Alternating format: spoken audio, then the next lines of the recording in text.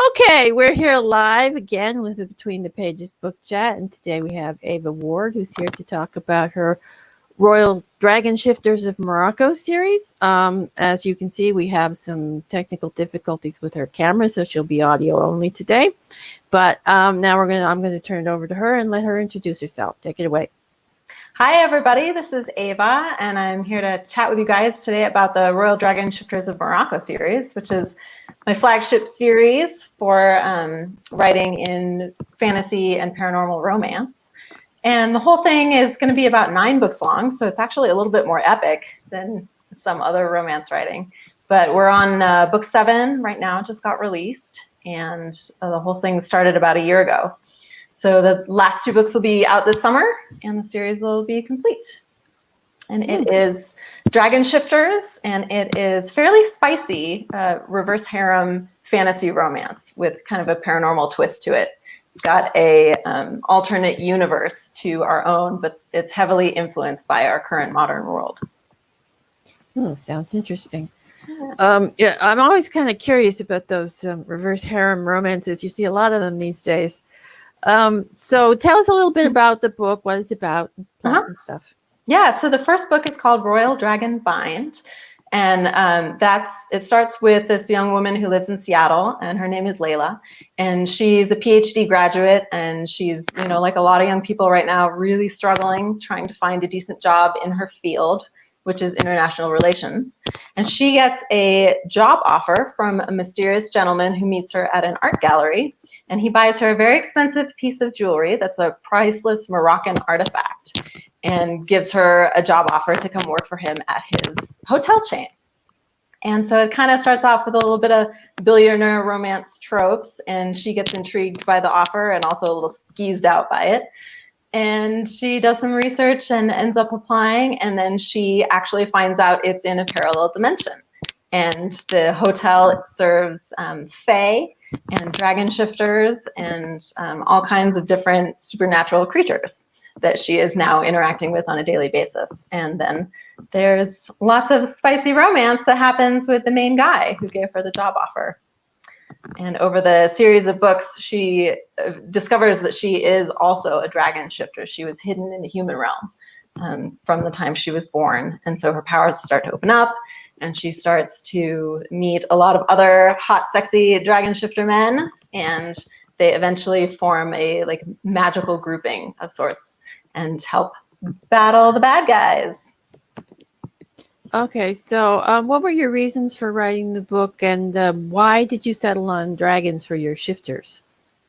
Well, I actually came from epic fantasy. That's where I started writing first, about 5 years ago. And I really love epic fantasy tropes and ideas and worlds, and I wanted to bring that into a romance series. So I've always loved paranormal romance, fantasy romance. I've read it, since I was in my teens.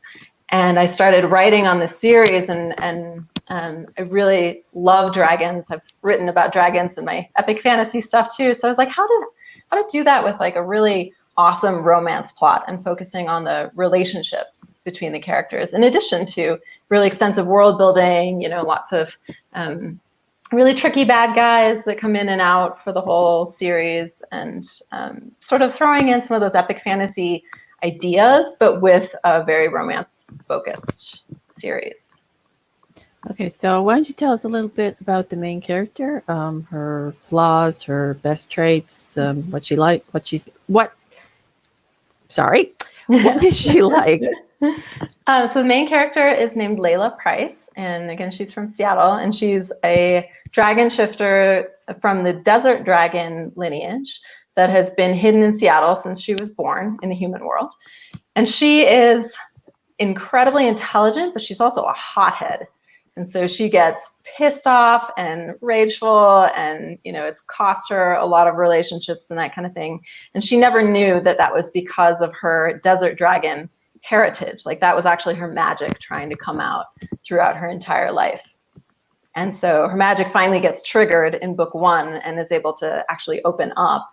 And she becomes, able to do things with her magic the way that a dragon would, and eventually becomes able to shift into a dragon with her magic. But she is definitely not a pushover. She is a feisty, fun, swear word wielding heroine. And it gets her in trouble sometimes. She gets in fights with different people because she just, doesn't take any bullshit from anyone. So. Yeah, I'm currently writing a similar heroine who swears a lot. So yeah, I can relate. Nice. I love it. Yeah, I tend to swear a lot in my daily life too, and so I warn people sometimes that I don't hold back in my books. Okay, so why don't you tell us a little bit about the love interest in the series? Yeah, so the main love interest that turns out to be her primary dragon mate over the course of the series, his name is Adrian Rockbeer, and he's the clan head of the Royal Dragon Shifters of the Desert Dragon lineage, which she is from in Morocco. And he is very tempestuous, but also really smart and savvy. And he has built an empire all around the world. So he's an actual billionaire. He flies all around the world in his private jet. And so he has, some of those entitled qualities of being a billionaire and the world kind of being at his feet. And, Layla gives him a really hard time about all of that. She's not interested in his money. She's interested in, who he is as a person. So they get in all kinds of, fights over the course of the novels about information that he's holding back from her because he, underestimates her sometimes and doesn't think that she can handle, being in a world of dangerous magic. And she really proves to him that she can over and over again. And so that's kind of a fun conflict between the two of them. But they end up really deepening their relationship over the course of the novels to the point that, they're very supportive of each other. And I really try to write characters who, even if they have conflict internally between themselves, like the point of the relationship is working it out, is figuring things out and making that relationship stronger over time, which they do. Well, that sounds like a good romance novel. So tell us a little bit. I mean, I'm assuming the series has some sort of antagonist or situational conflict. So tell us a little bit about that. Mm-hmm. So in the first book, Layla is discovering the world of magic. And so she's being introduced to all these different magical lineages and her own power for the very first time. And she finds out eventually by the end of the book that why she was hidden in the human world. And it was actually to protect her from a shady dragon shifter who has been hunting her like her entire life.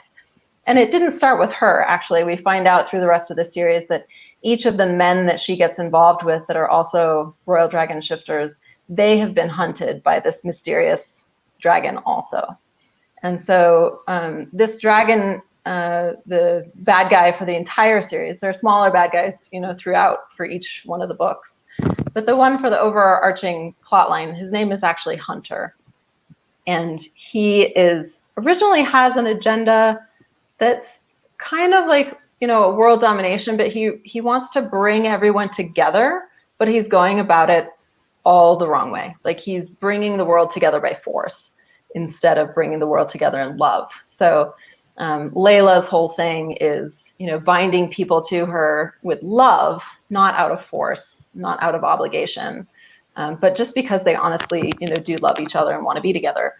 Whereas Hunter's whole thing is trying to bind everyone to him with maleficence and, hurting them and killing people they love and all that kind of stuff. Okay. So why don't you tell us a little bit about the fantasy part of the novels, the world, what it's like and things like that. So the world is set both in our own human world and also a parallel dimension to ours that's been heavily influenced by our culture, and our culture has been heavily influenced by the Fae realm, essentially. So it's a Fae realm. It's full of fairies, different kind of shifters, trolls, gnomes, all that kind of stuff, mermaids, sirens. And it exists in a very near dimension to ours. So there are portals back and forth, just similar to fairy rings. Like the idea of a fairy ring was sort of where I got this initial idea, was you could be portaled through in different places from the human world to the Fae realm and vice versa. And so the realm in my books is called the Twilight Realm, and it has a lot of the same cities that the human world has, a lot of the same architecture. Like I use a lot of famous buildings and architecture from around the world, landmarks people would know in the human world, but in the Fae realm, everything is slightly different.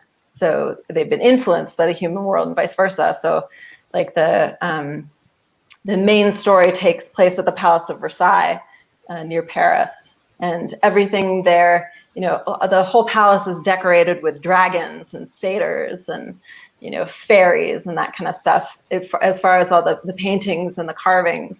So it's definitely like the Fae realm, but it has this human world vibe to it also.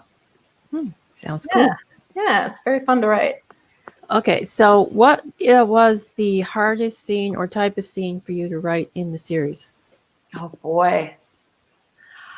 So the book I just published was book number 7.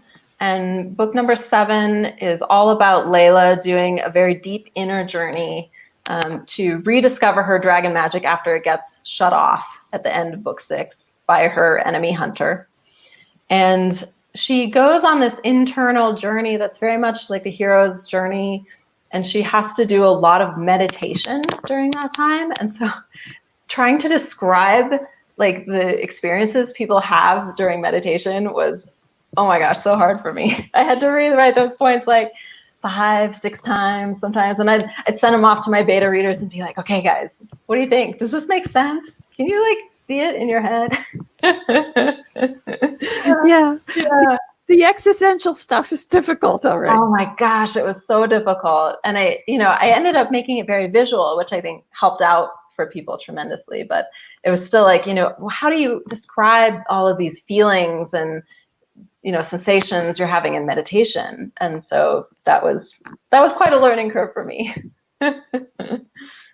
Okay, so what was your favorite scene to write in the series? Wow, there have been so many. One of my absolute favorite scenes for the whole thing, Layla acquires many lovers over the course of the books. And so her second lover is a crystal dragon rather than a desert dragon. And they have this really like powerful, amazing scene where they get together for the first time inside of this beautiful crystal atrium that has these giant white trumpet blossoms, these vines that twist up to the ceiling, and it's under the full moon and stars, and there's waterfalls inside. It was just this very powerful love scene of the two of them coming together and creating an entirely new type of magic between them that has, really beautiful effects. Essentially, they create fire crystals between the two of them because her magic is fire, his magic is crystal. And so throughout the series, that becomes the theme of the characters getting together and being able to create an entirely new magic between all of their group through these magical vines that they have together. Oh, I like that idea. Yeah, it's fun. Okay, so are any of your secondary characters a little quirky or scene stealers? Yes, totally. Actually, the one that I just mentioned, the crystal dragon, his name is Dusk Arloham, and he is initially he's Layla's boss at the Red Letter Hotel Paris, which is where it's the hotel in the Fae realm that she ends up working at. And he is so cheeky and quick-witted, and just slams people with all kinds of fast-paced banter. And she gets to banter with him right back. So they have this really fun, quick-witted back and forth all the time. And so he is the scene stealer for sure. I've had a number of readers comment, they're like, Dusk is my favorite. Even though Adrian's the primary love interest, like he just steals every scene he's in. It's like, yep. Okay. Which character would you like to hang out with in real life? Definitely Dusk, for sure, the one I just mentioned. The other one that I'd love to hang out with is Layla's gay best friend. His name is Aaron, and he's a human who lives in Seattle. And he waits tables in Seattle, and he just also has a very fun outlook on like very gregarious and let's just have a good time, you know, like why don't you go have this experience and go try it out and just see what happens kind of attitude, which is I love. It's adventurous and fun. Okay. So who's your favorite character? Oh boy. I actually think my favorite overall character is a character named Reginald. He shows up in the very first book, but he doesn't become a love interest until the third book. And he is a siren, and he's from the North Sea. And he is the head courtier at the Red Letter Hotel Paris. So he is a very, very high status. And he's